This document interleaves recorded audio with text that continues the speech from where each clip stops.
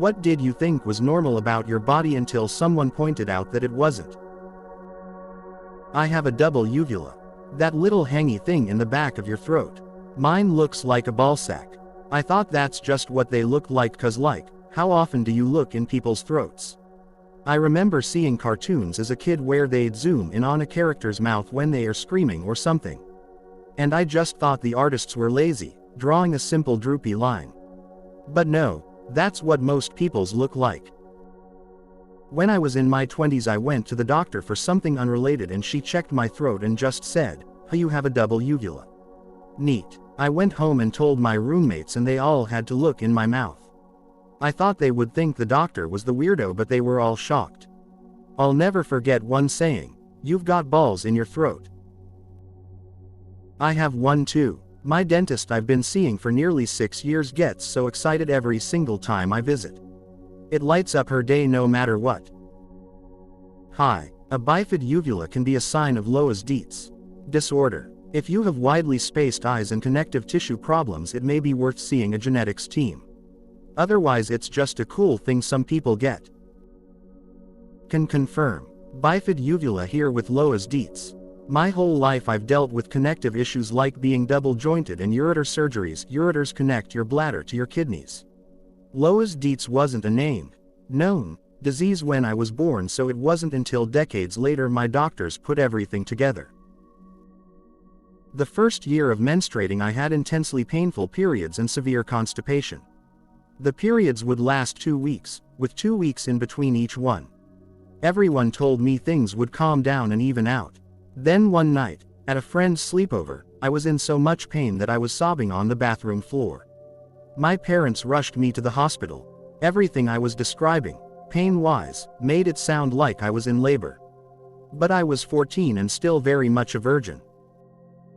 After a week of tests and painkillers, they finally figured out the issue. I then had surgery to open up my second uterus and cervix, which had been sealed shut by a membrane. I had been having periods for a year and had built up like 2 liters worth old blood in my sealed second uterus. So once that was drained out and I was put on major antibiotics, I got to go home and tell all my friends that I had 2 uteruses. I was also born with 1 kidney. Not sure if that's related, but I sure am a mess down there amount. Hello person who went through exactly the same thing as me. This was so surreal reading this. I have never met anyone else who has even heard of this, let alone been through it. But this is me. I was 13 and having these same kinds of pains, so sorry you went through this, too. God, it was awful, but there was no blood for me. My membrane blockage was complete. They had to perform surgery to remove it after finally figuring out my body had been trying to have a period for a few months. They thought it was a tumor at first after an ultrasound because I had an extra uterus floating around in there and both my uteri were also huge from the backed up blood. And I also have just the 1 kidney. I guess the one teensy silver lining is that I never had that experience of starting my first period somewhere awkward like the middle of class. I was in a hospital. Anyway, so glad you shared and I'm so glad we're both okay. I think we both would have died super young if we had been born a long time ago. Also, saw some of the questions people were posing below about getting pregnant in both uteri. I do think it's possible for some with this condition. I am choosing not to have kids because it would be very high risk. It's hard on the 1 kidney, and I've been told 1 uterus is small and not strong enough. So if I got pregnant in the wrong one, it would be heartbreaking. Just 2. Hi. I have 2 uteruses and 1 kidney also. 2 cervixes and 1 vaginal canal with a small septum dividing it, not closed over luckily. I have delivered 2 babies both vaginally. I know everyone has different circumstances of course, but wanted to share that it was possible and my kids are healthy and I seem to be too, even delivering at almost 40. I was monitored closely during pregnancy and both times was kind of a wait and see how it goes and check growth every week. Interesting note, my second baby seemed to be in the other uterus than the first baby. It was hard for the doctor to tell once it started expanding and was 2 pounds smaller than my first. By the way, was also told I couldn't have an IUD because of this. I see a question below. So first, hi fellow double uterus, single kidney friend. And second, thank you so much for sharing. This really is inspiring to hear. I'm so happy it worked out for you. You are one impressive human. Also fascinating about the IUDs. I'm super lucky and birth control pills have always been great for me, so I've never tried. But this is a fascinating new fact about this condition I never knew about. Checking in on the double uterus one kidney team. So amazing reading this thread. I have never heard about anyone else with this, apart from his numbers in statistics OFC, and suddenly there you are. I also had extensive surgery due to one system being closed and loads of blood building up. Nice to feel a bit less alone with this experience. I have a son, C-section due to him being legs down, but otherwise completely normal pregnancy. Was monitored closely though. After destroying my knee riding BMX at 17, the emergency surgeon said, "Wow, really fucked that up." 10 years later and another serious knee injury from riding, I saw the same surgeon. He did a great job on the first one. First words out of his mouth were, "I remember you. Fucked up the other one, huh?" That I had 8 wisdom teeth grow into the extra space in the back of my jaw, 2 for each side, top and bottom, that all grew in just fine after 20. Only to find out on my last trip to the dentist that I have 8 more growing in sideways. The normal amount of wisdom teeth is 4, not 16. Some of the women in my family grow a third set of teeth in their 30s. My great aunt had a nearly perfect set, only one came in crooked, but my mum's sister had hers come in next to her adult teeth, so she has 2 rows in some places, like a shark. My mum got a couple extra, but they were pulled, and I haven't gotten any yet, though I got to keep all my wisdom teeth and they didn't. Sharp poops. This got lengthy. TLDR at the bottom. I'd never had regular daily bowel movements. At best, a couple times a week, but not multiple times every day, and when I would go, I was in and out in under 2 minutes. When I was younger, I just thought everyone else was weird. By the time I was a teenager, I thought I was just odd or chronically constipated. Went to the pediatrician, and they found nothing wrong. Eat more fiber, drink more water.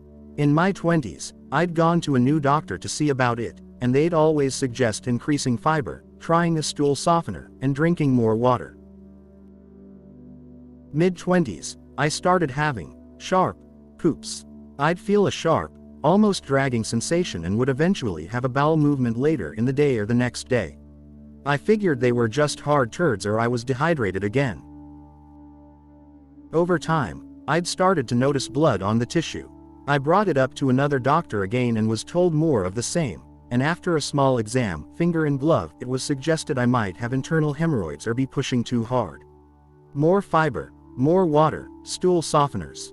Late 20s I developed the unique talent to know whether the overwhelming urge to go after the sharp poops would actually be a real poop or just on the toilet meditation. Asked a doctor, same story. By my early 30s, instead of meditation there'd be blood floating in the toilet, sometimes liquid, sometimes sort of like collagen. It actually describes as similar to red currant jelly. I went to the doctor for what I thought was intestinal blockage and mentioned I thought I had IBS-C or something and she referred me to a gastroenterologist. He thought things were weird enough to schedule a colonoscopy, which was early for my age, but they got my insurance to cover it, so I went. Turns out, I had stage 1 colon cancer.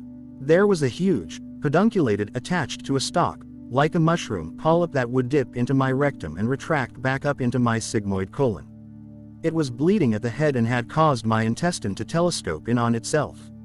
They found it and removed it while I was under for the colonoscopy. Apparently the cancer started at the top of the polyp and was working its way down the stalk. It was about 1 centimeter away from the base when they found it and removed it. It probably wouldn't have been the same if it wasn't found then. TLDR, it was colon cancer. I've got alternating exo, the eye doctor called it. I can choose which eye I can see out of and can switch as I please. Whichever eye is not picked, turns off, and I don't see out of it since I chose the other eye.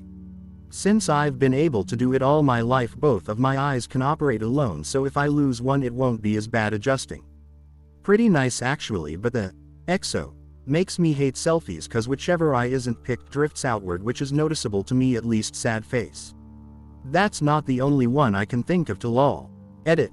Yes, I know there's surgeries to fix the drift, but my eye doc said that it might cause more problems and it's minimal enough that I can live comfortably. I don't have any issues with bumping into things I couldn't see or dealing with small things.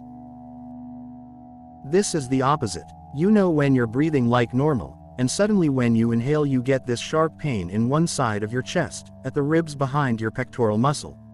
And every time you try to inhale further it comes back, then goes away entirely after a few minutes. Yeah, that's called precordial catch syndrome. Doctors don't know exactly what causes it, but the running theory is that a nerve near your ribs occasionally gets pinched when you inhale and it takes a few moments for your body to dampen the signal from that nerve. It's very common, and does not indicate any underlying or dangerous medical issues. I have a big head. I've never once found a hat that fit, not even a toque. So, when I joined the army they didn't have a hat big enough for me. I was the only person out of 60 of us without a hat. Drill sergeants I had never met would run from across fields to yell at me for walking outside without my hat. When I explained that they didn't have a hat big enough for me, they cracked up and called me Charlie Brown. It took 2 weeks of that before a hat arrived big enough for me. That's asthma. I have thought I was bad at running for the last 56 years. Well, shit.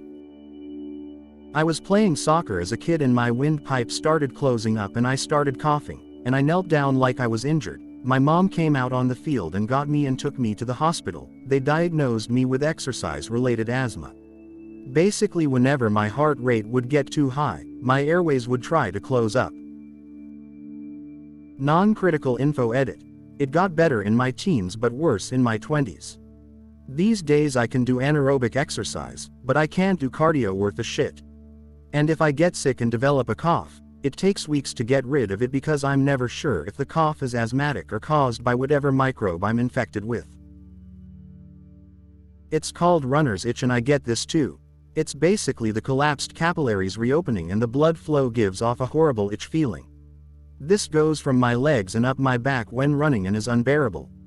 It happens only after getting back into a cardio routine after not running for a while and usually only happens for the first couple times running again. If I stop running for 2 or 3 weeks it comes back and I have to fight it all over again. Kind of motivates me to keep running to not deal with that.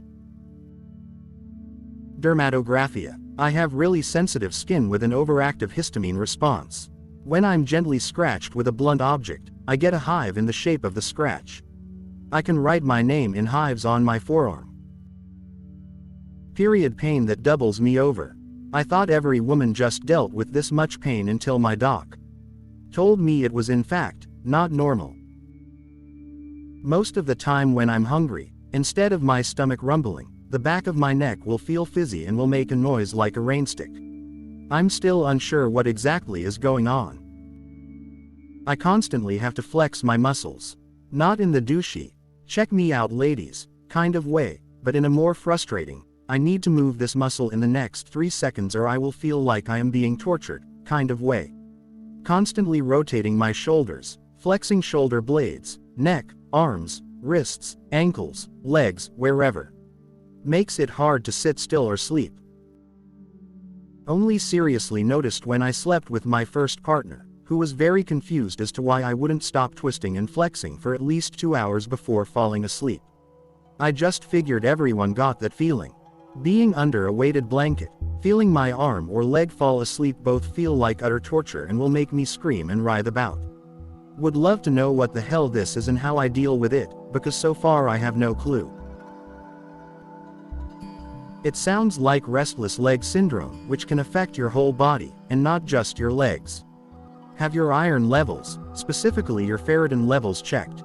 RLS is torture, but there are treatments. Thank you. I knew about the lens flare, but I get the double vision as well. Like a second image but a dulled, semi-transparent version, but each eye does it, so it's not my eyes being misaligned. I thought I was weird, but it turns out that's the astigmatism too. The petit mal seizures I can remember as far back as 6 years old. It wasn't until I was 10 and had a grand mal seizure that I really understood I should have said something before then, but I was embarrassed. I had a grand mal seizure in a Safeway when I was 7 or 8. I remember being in the Safeway with my friend's aunt, lucky her, and I woke up in the hospital. Turns out I was having multiple smaller seizures before this, but nobody but 2 and 2 together. My mom said we'd be playing a game and I'd just space out for 15 to 30 seconds. Anyway, I ended up outgrowing it. They called it childhood epilepsy. Nobody told me this. I ended up learning this on my own in my early 20s. I have a third nipple. I always thought it was a mole on my rib cage, and I actually used to like it and kinda thought it was cute. As soon as I discovered the truth, I immediately started to dislike it. And it's funny, but it actually does make me feel exposed when I'm wearing a bra or bikini and one of my nipples is showing. Lol. Thought I had great vision, until I tried glasses and found that everything was so much sharper and more vivid. Apparently my left eye has a vision defect, but my right eye learned to compensate, so I never realized. Being bone deep exhausted all of the time. I can sleep for 10 hours, be awake for an hour and then sleep another 10. Got denied for a sleep study because the doctor didn't think I was depressed, told to take more magnesium. I suffered from an iron deficiency when I was younger that has since been resolved to no change. I did try and go for a sleep apnea test, to which they said that it would be a waste of time to test me for it since I don't show symptoms, no snoring, gasping for breath, etc. Edit. While we did not expect this to blow up. Added info re, iron deficiency and sleep apnea. I thought everyone had the same hearing I did. Then the pandemic hit and suddenly my hearing got worse. Turns out I needed hearing aids, and the reason my hearing got worse was because I could no longer read people's lips due to the masks. If I'm sorta tuned out or focusing on something and I hear a sound behind me or to one side, I can literally feel my ears attempt to turn toward the sound, like many animals do, such as cats. My ears don't actually move around, but there's some automated reflex that tries to do it. I mentioned it to my wife in an innocent statement that began with, "You know how you can feel your ears try to move to pinpoint a sudden sound?" And she looked at me as if I have 6 eyes. I haven't found anyone else since then who knows what the hell I'm talking about. When I lean on my elbows, my shoulder blades stick pretty far out behind me. Hard to explain, I guess, but multiple people have pointed it out as weird. Also, I can crack my wrists the same way most people can crack their knuckles.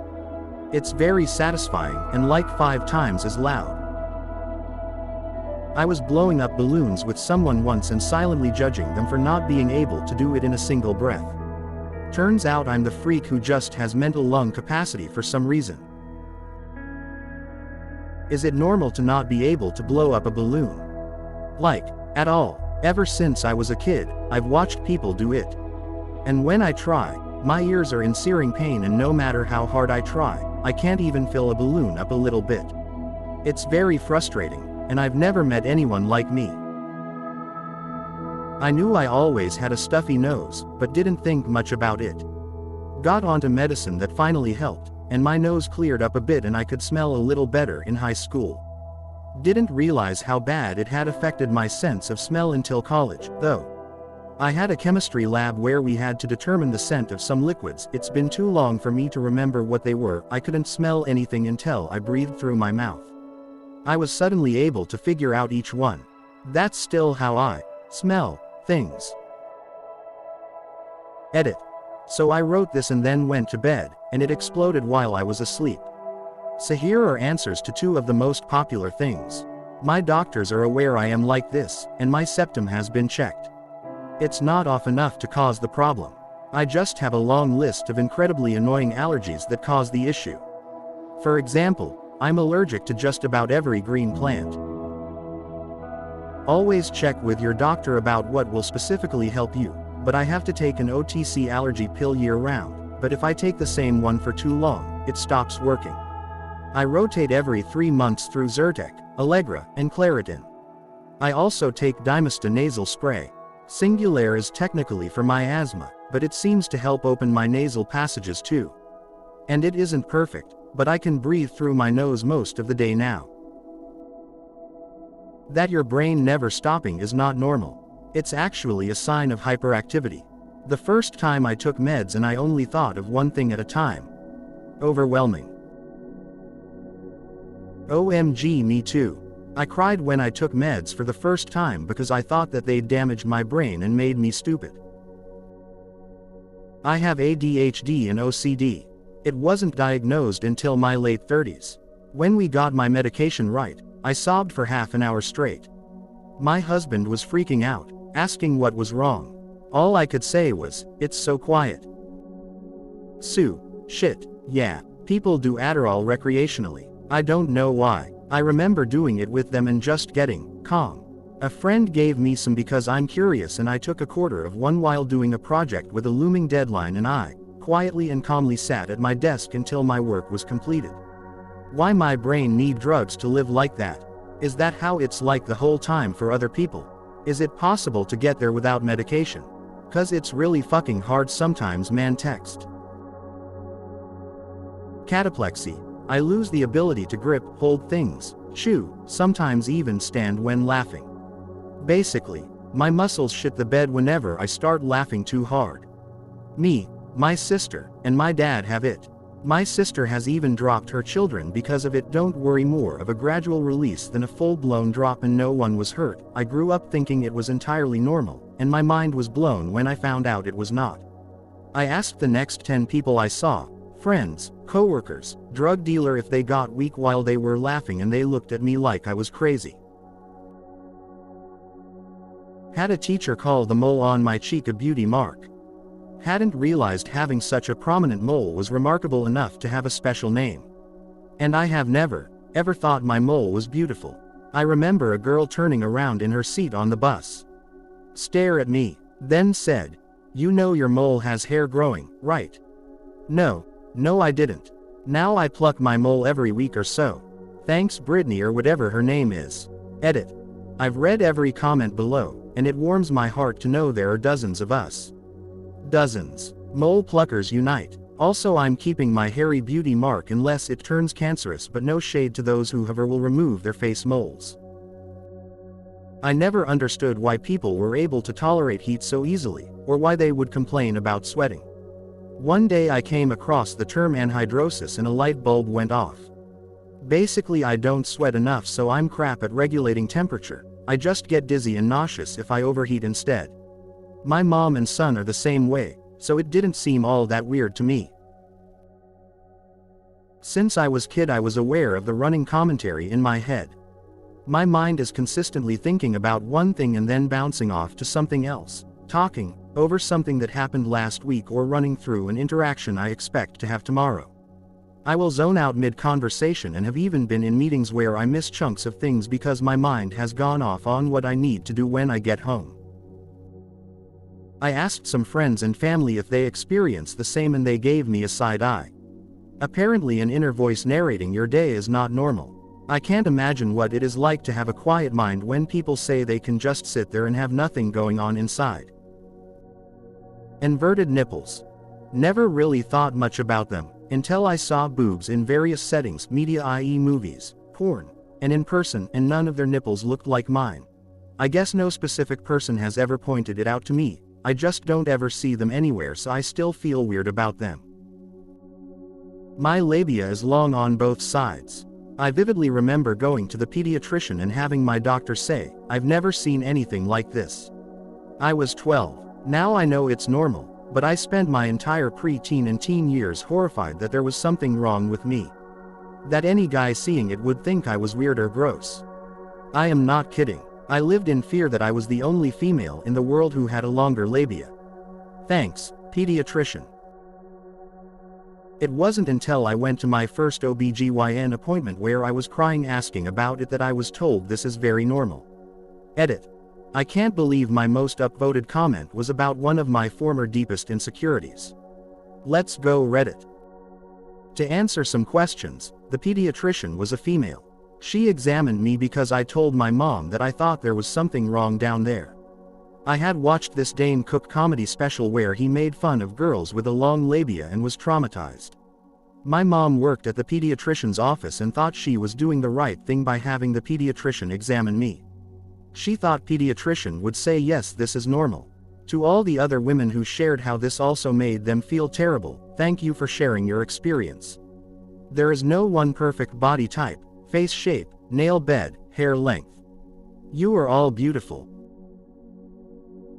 I was having my first pap smear 15 years ago at age 19, when they still recommended them that young, and remember being kind of nervous to find out if I was normal. I have one longer inner labia and had never seen that in a textbook. So I'm sitting there with my feet in the stirrups, nervous to have someone other than my long-term BF see my privates. The nurse practitioner lifts up the drape and lets out a gasp. I was instantly mortified. I knew something was wrong with me. Beet red and feeling tears stinging at the back of me eyes when she says, "I love your leg tattoos." My ball sack. Then when I started having sex, all the women pointed out how long and saggy my ball sack is. Then I started noticing other guys' balls and I was like, all these guys have such little ball sacks. A lot of guys have balls that aren't even longer than their penis, the beans are shorter than the frank. Whereas my beans are like 3x as long as my frank and I don't have a small frank. So I guess I have long saggy balls, like an old man. I've had old man balls since I was a teenager. I'll probably start tripping over them when I hit my 80s.